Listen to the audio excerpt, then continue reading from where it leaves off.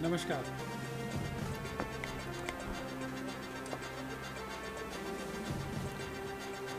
चीन ने पिछले 2 साल से चीन 2 साल से हिंदुस्तान की धरती पर अंदर घुसा हुआ है। प्रधानमंत्री जी ने 2 साल पहले कहा था कि ना कोई घुसा हुआ है ना कोई घुसाया है। उसी मामले पर आज श्री गौरव गोगोई जी आपको संबोधित करेंगे। गौरव जी। धन्यवाद दोस्तों। आप सभी को पता है कि 7 जुलाई 2020 को हमारे भारत के विदेश मंत्री जयशंकर जी और चीन के विदेश मंत्री वांग यी के बीच में बैठक हुई। इस बैठक के बाद भी जो बात विनीत पुनिया जी ने रखी कि पूर्वी लद्दाख को लेकर जो हमारी सीमा सुरक्षा को लेकर जो हमारी चिंताएं हैं, उन समस्याओं का आज भी कोई ठोस समाधान 7 जुलाई 2022 के इस मीटिंग के बाद नहीं निकला है। ठोस समाधान के विपरीत हम देख रहे हैं कि भारत सरकार की जो भाषा है, विदेश मंत्रालय की जो भाषा है, वो कमजोर हो चुकी है। जहां पर हमारी मांग, कांग्रेस पार्टी की मांग बहुत स्पष्ट है कि 5 मई 2020 से पहले भारत की सीमा पर जो स्थिति थी, वो स्टेटस को एंटी हमें चाहिए। ये हमारी स्पष्ट मांग है। लेकिन आज जो स्टेटमेंट आया, उस स्टेटमेंट में स्टेटस को एंटी को लेकर कोई हमने वहां पे विवरण नहीं देखा। वहां पे विपरीत ये लिखा है कि डिसएंगेजमेंट की बात की है कि सभी क्षेत्रों से चीनी सेना को पीछे हटाने का कार्य को पूरा करने के लिए कहा गया है। पर इस स्टेटमेंट के बावजूद भी हमने क्या देखा है कि वहां पर हमारे भारत की सीमा के उस पार चीन ने अपनी इंफ्रास्ट्रक्चर को बढ़ाया है। उन्होंने अक्साई चीन पर अपनी सेना की संख्या बढ़ाई है, 5G नेटवर्क लगाया है, 5 नए हेलीपोर्ट लगाए हैं, पंगोंग सो पर एक नया पुल लगाया है और उनकी जो वायुसेना की जो एक्टिविटीज है बढ़ गई है। इस संदर्भ में प्रधानमंत्री मोदी जी का ये सहमा हुआ शांत जो उनका ये व्यवहार है, इस पर कांग्रेस पार्टी प्रश्न उठाना चाहती है। क्यों आपने आज तक आपने अपने जो खुद का जो विवरण है, ना यहां कोई हमारी सीमा में घुस आया है, ना ही कोई घुसा हुआ है। इस स्टेटमेंट, इस बयान को आज भी आप कबूल करते हैं? इतना कुछ होने के बाद भी प्रधानमंत्री मोदी जी ने अपने इस बात पर कोई संशोधन नहीं लाए। क्यों? कहां गई आपका 56 इंच? कहां गई आपके लाल आंख? आज चीन का नाम लेने से इतना डरते क्यों? राहुल गांधी जी बार बार कहते हैं, ये 2 शब्द शायद प्रधानमंत्री मोदी जी पर भी लागू होता है, डरो मत। पूर्व में भी राहुल गांधी जी ने कहा है कि प्रधानमंत्री मोदी जी देश के नेता होने के कारण से उनको एक सशक्त नेतृत्व दिखाना चाहिए, लेकिन उनका रवैया सहमा हुआ है। वो सिर्फ अपनी छवि के बारे में सोचते हैं। भारत की सीमा सुरक्षा से ज्यादा उनको अपनी छवि प्यारी है, और इस छवि को बचाने में भारत सरकार के विभिन्न अंग उनके आपस में भी तालमेल नहीं रहा। अब उदाहरण स्वरूप रक्षा मंत्रालय ने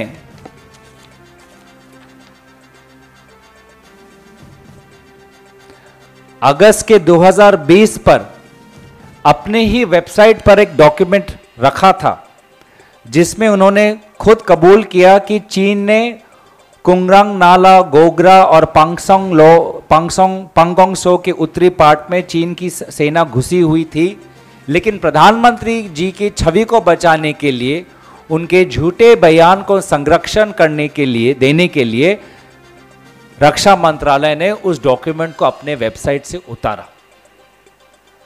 एक और उदाहरण जहां पर भारत सरकार प्रधानमंत्री की छवि बचाने में लगी हुई है, वो तब आता है कि जब नवंबर 2020 में मिनिस्ट्री ऑफ एक्सटर्नल अफेयर्स, विदेश मंत्रालय, यूएस की जो एक रिपोर्ट आती है कि चीन ने अरुणाचल प्रदेश में 100 घर बनाए हैं, तो विदेश मंत्रालय का कहती है कि इस बात का हमें संज्ञान है, और रक्षा मंत्रालय कहती है, उस समय के चीफ ऑफ डिफेंस स्टाफ कहते हैं कि ऐसा कुछ हुआ ही नहीं।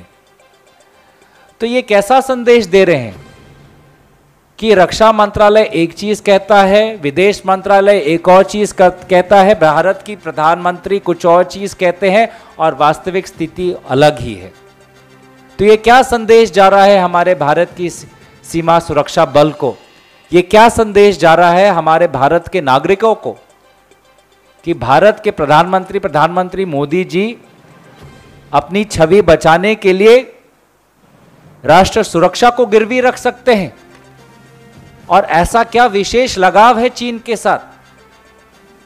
उन्होंने चीन के सरकार के साथ 18 बार उनकी मुलाकात हुई है। शी जिनपिंग के साथ, राष्ट्रपति शी जिनपिंग के साथ 18 बार उनकी मुलाकात हुई है। 4 बार तो स्वयं मुख्यमंत्री के हिसाब से गए हैं, 5 बार तो प्रधानमंत्री के हिसाब से गए हैं। ऐसा क्या उन्होंने रिश्ता बनाया जिससे कि चीन आज तक भी ये कबूल नहीं करता कि उनसे कोई गलती हुई है? चीन आज भी हमारी सीमा सुरक्षा को गंभीर रूप से नहीं लेता। विदेश मंत्रालय जयशंकर और विदेश मंत्री वांग जी का अगर स्टेटमेंट पढ़े, उसमें तो हमारी सीमा सुरक्षा की जो विवरण है चीन के स्टेटमेंट पे भी नहीं है। चीन अलग विषयों पे बातें करता है, यूक्रेन की बात करता है, लेकिन भारत की जो सॉवरेंटी और टेरिटोरियल इंटेग्रिटी है उस पर उनकी कोई बात ही नहीं है। तो ऐसा चीन के साथ क्या रिश्ता है कि प्रधानमंत्री मोदी जी 18 बार मुलाकात करने के बावजूद भी कोई दबाव ही नहीं डाल पा रहे? चीन आज तक कबूल नहीं करता ये सीमा सुरक्षा गंभीर है। उनके पिछले मीटिंग के उनके स्टेटमेंट में कोई विवरण नहीं। तो हालात में परिवर्तन कब आएगा कि जब दूसरा पक्ष इसको एक गंभीर समस्या के रूप में लेता ही नहीं? और प्रधानमंत्री मोदी जी का इस विशेष रिश्ता का कारण क्या हुआ, क्या नतीजा क्या निकला? उल्टा प्रश्न उठता है कि क्या ये 18 मुलाकातों में ऐसा कोई बात हुई जिससे कि प्रधानमंत्री मोदी जी जो कहते हैं कि ना कोई घुसा है ना कोई घुसा हुआ है, ये स्टेटमेंट चीन के साथ मिलता है? ये स्टेटमेंट तो चीन का पक्ष बोलता है। तो क्या ये 18 मुलाकातों में ऐसी कौन सी बात हुई जिससे कि प्रधानमंत्री मोदी जी इतने सहमे हुए हैं और शांत हुए हैं इस मामले पर? तो कांग्रेस पार्टी की मांग बहुत स्पष्ट कि एक तो प्रेस वार्तालाप हो जिसमें प्रधानमंत्री मोदी जी, विदेश मंत्री जी, रक्षा मंत्री जी स्वयं उपस्थित होकर देश को संबोधित करें। मांग नंबर 2 दिवसीय चर्चा हो पार्लियामेंट के अंदर। मांग नंबर 3 की जो पार्लियामेंट कमेटी ऑन डिफेंस है उस पे एक डेडिकेटेड ब्रीफिंग वहां पे होनी चाहिए ताकि वास्तविक स्थिति क्या है लोगों को पता चले। मांग नंबर 4 कि चीफ ऑफ डिफेंस स्टाफ का जो पद आज भी रहस्यजनक खाली है उसको जल्द से जल्द वहां पे एक व्यक्ति को नियुक्त करें। और मांग नंबर 5 कि अग्निवीर ये स्कीम से हमारी भारतीय सेना में एक बहुत गलत संदेश गया है। नाम नमक निशान की संस्कृति को इसने दुर्बल किया हुआ है। आर्मी के लोग, वायुसेना के लोग, नौसेना के लोग जो रिटायर्ड हुए हैं उच्च स्तरीय पद पर हैं, उन्होंने इस स्कीम की आलोचना की है। जिन्होंने स्वयं देश के लिए त्याग किया है, बलिदान किया है, सीमा पर वो खुद रहे हैं, उन्होंने देश की वास्तविकता को समझा हुआ है, ऐसे व्यक्तियों ने इस स्कीम की आलोचना की है। तो इस स्कीम को जल्दबाजी में देश पर ना थोपे और इस स्कीम को वापस ले। तो ये 5 हमारी मांग बहुत स्पष्ट है। I'll quickly summarize in English. On 7th July 2022, the Foreign Minister, External Affairs Minister Jaishankar ji met his Chinese counterpart, the Foreign Minister Wang Yi, but their discussion did not yield any substantive outcome. Instead, the language was diluted, where the Congress party always demanded status quo ante will post status quo ante 7 May 2020. This statement, the recent statement, only highlights on disengagement and does not refer to status quo ante. And we have seen that Prime Minister Modi, I did not say this in Hindi, but Prime Minister Modi, I think because he likes acronyms, we also want to give Prime Minister Modi ji an acronym, the famous movie of DDLJ. DDLJ for Prime Minister Modi and the BJP party being deny, distract, lie and justify. Deny, because Prime Minister Modi ji himself denied that no Chinese intrusion has taken place. He himself has said, ना यहाँ कोई हमारी सीमा में घुस आया है, ना ही कोई घुसा हुआ है.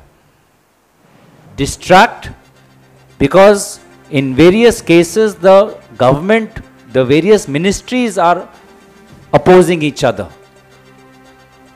The Defense Ministry uploaded a statement on its website saying that yes, contrary to what the Prime Minister has said, Chinese transgressions has taken place in Kungrang Nala, Gogra, north bank of Pangong Tso Lake. This was done in 2020. It was forced to take down. On such a matter of importance, the Ministry of Defense uploaded a statement and obviously it got a rap and it put down the statement.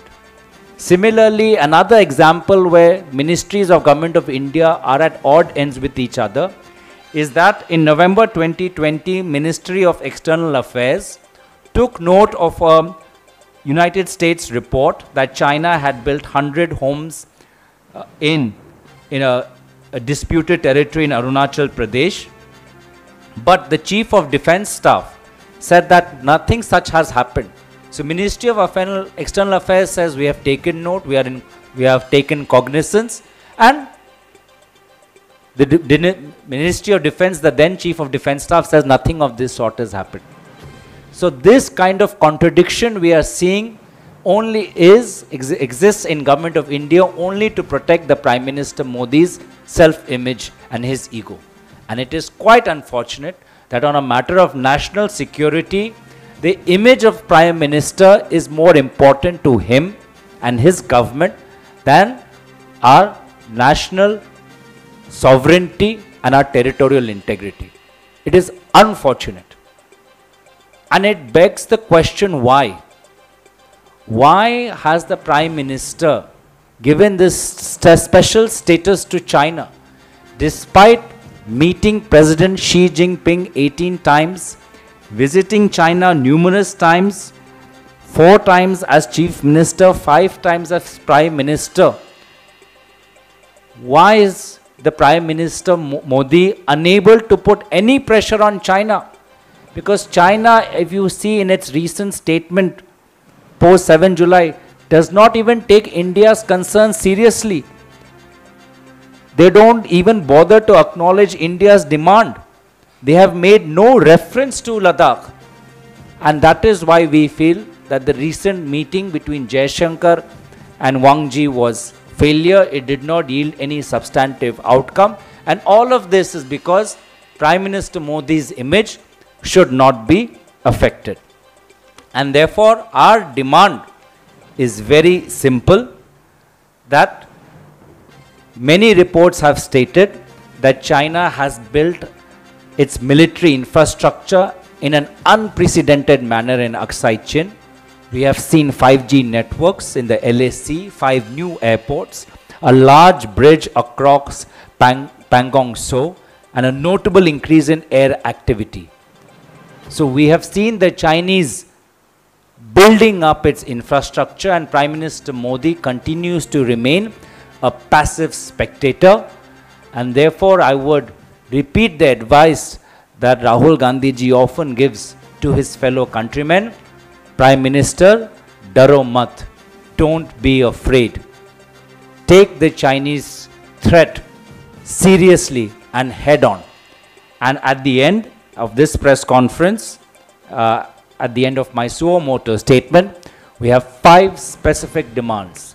Demand number 1 is that there should be a press conference in which the Prime Minister, the Defense Minister and the Foreign Affairs Minister, all 3 should speak in one voice and present the truth and nothing but the truth to the people of India.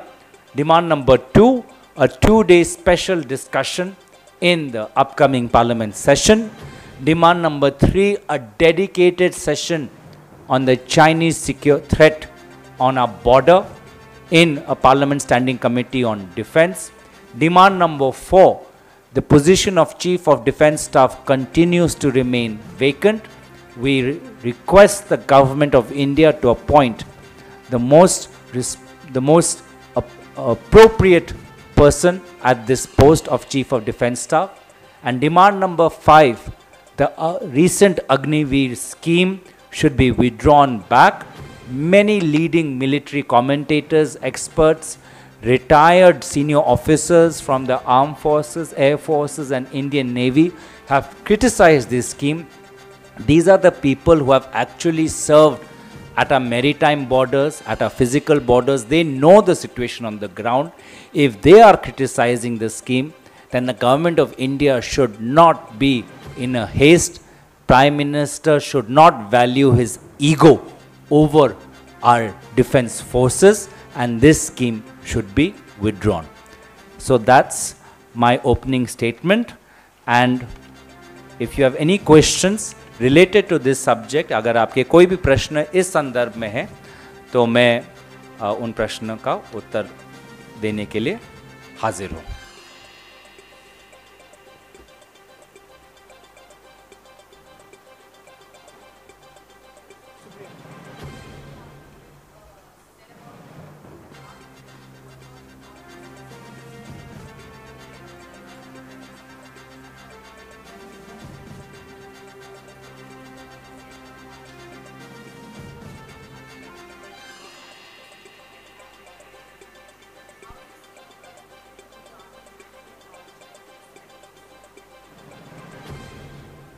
We take the Chinese expansionist efforts very seriously, whether across the entire border of our country, whether it's the Northeast or whether it's Jammu Kashmir or Ladakh. I think the Government of India's approach has been extremely weak. Prime Minister Modi specifically has been very facile and docile on this approach. In fact, Rahul Gandhi ji in the past has said the Prime Minister Modi has been extremely docile, and therefore it sends a very wrong message that the Prime Minister and his entire machinery, instead of pressing on the Chinese to acknowledge the seriousness of our demand, has completely failed to do so. It is a matter relating to India's territorial integrity and sovereignty, yet China continues to ignore the scale of this issue, did not even mention it in his statement in the most recent meeting between the Foreign Affairs Minister of India and his Chinese counterpart. And for all these reasons, I again reiterate our 5 demands: press conference by Prime Minister, Defense Minister, External Affairs Minister, dedicated discussion with the Parliament Standing Committee on Defense, a dedicated 2-day discussion in Parliament, appointment to the post of the Chief of Defense Staff, and the withdrawal of the Agniveer scheme, because at this point, when we are engaged in this conflict with China, the government of India cannot afford to take any step which will destabilize the morale of our troops. Okay, thank you. कुछ और sorry, on this I am just really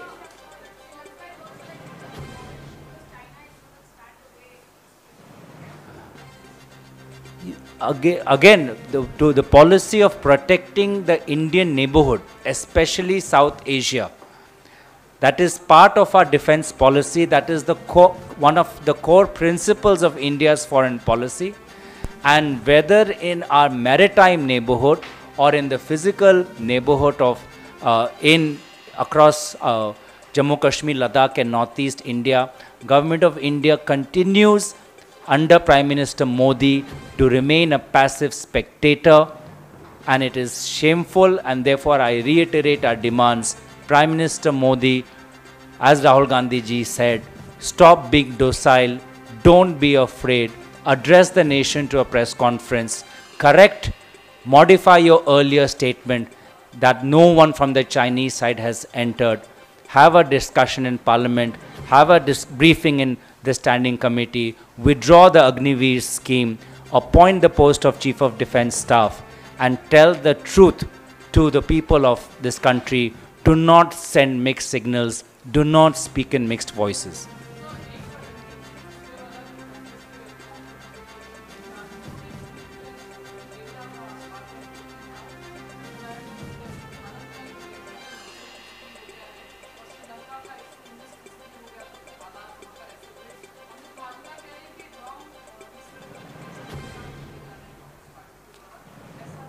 I'll reiterate, इस press conference में जो हमारा मोटो statement है, चीन के साथ जो भारत की जो राष्ट्रीय सुरक्षा है, उसी के संदर्भ में मैं प्रश्न लेना चाहूँगा. इसके अगर अलावा आपकी कोई भी प्रश्न है, उसको हम अलग से उसका हम उत्तर दे सकते हैं. धन्यवाद.